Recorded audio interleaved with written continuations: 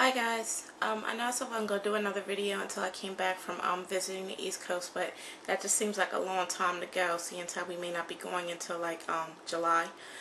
And even though I am going to be busy, I'm not busy right now today, so I figured I would show you how to do a moisturizing bath bomb. Now this recipe is coming out of this book right here. Yes, it's got soaps and liquid soaps and stuff like that.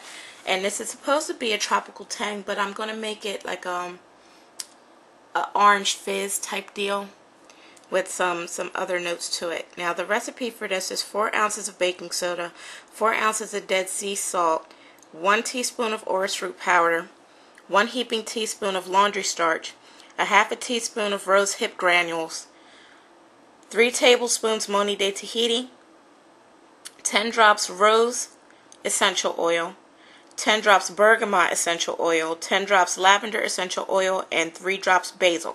Now, I do not have Dead Sea salt, orris root powder, laundry starch, rose hip granules, Moni de Tahiti, rose bergamot, or basil.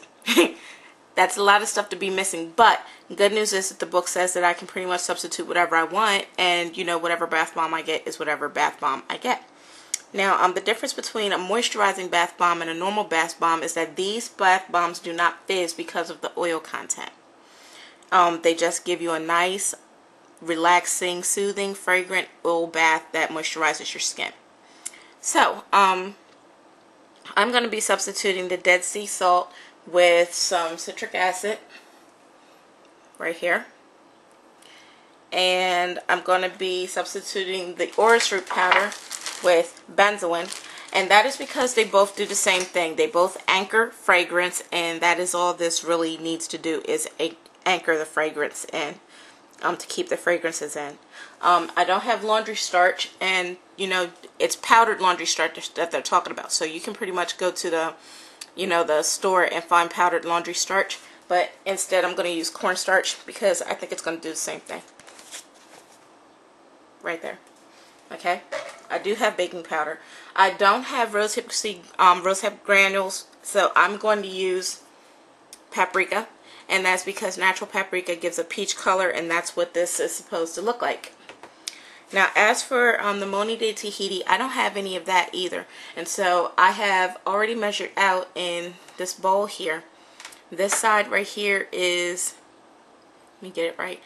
This side right here facing you is 1.5 tablespoons of shea butter, and then that side right there with the big white block right there is 1.5 tablespoons of cocoa butter. Okay, so that's what I'm going to be using as my moisturizing agents, and that should feel like heaven. Okay, next, my scent that I'm going to be using. Of course, I don't have all of those scents, so in order, I'm going to use 10 drops of sweet orange oil. That's essential oil. I'm going to use 10 drops of apple fragrance. I'm going to use 10 drops of French vanilla fragrance oil. And I'm going to use 3 drops of anise anise fragrance oil. Okay? That's the ingredients.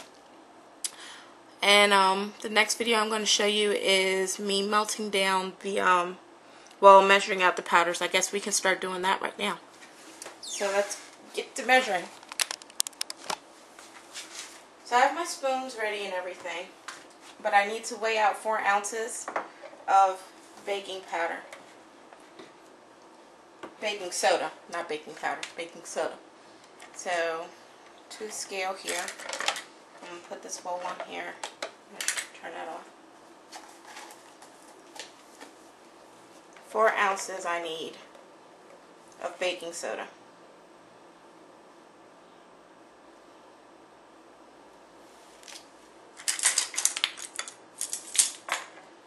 I have slightly more than I want. Here we go.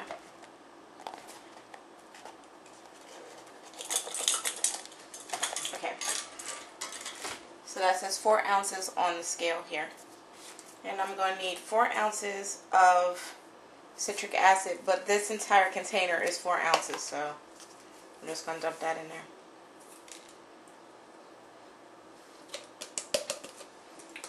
says I'm going to need 1 teaspoon of oyster powder. I'm going to use 1 teaspoon of benzoin.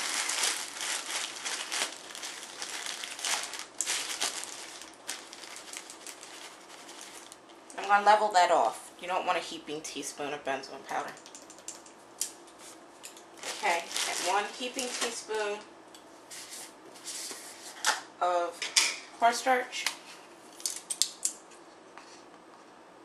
That right there is a heaping teaspoon.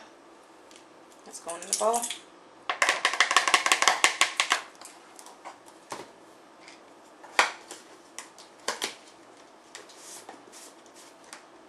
And a 1/2 teaspoon of paprika, and that's going to be for color.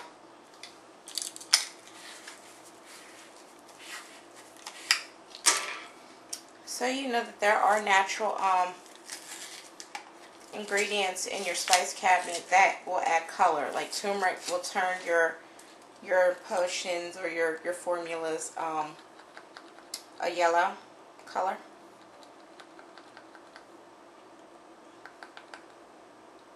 Okay, 1/2 teaspoon of paprika.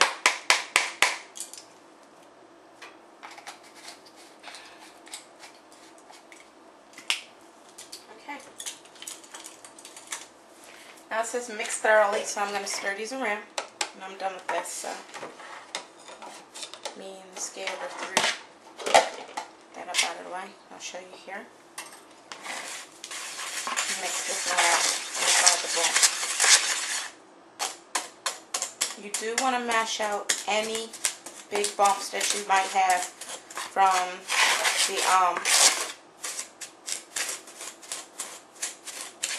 the baking soda and citric acid if it got too humid,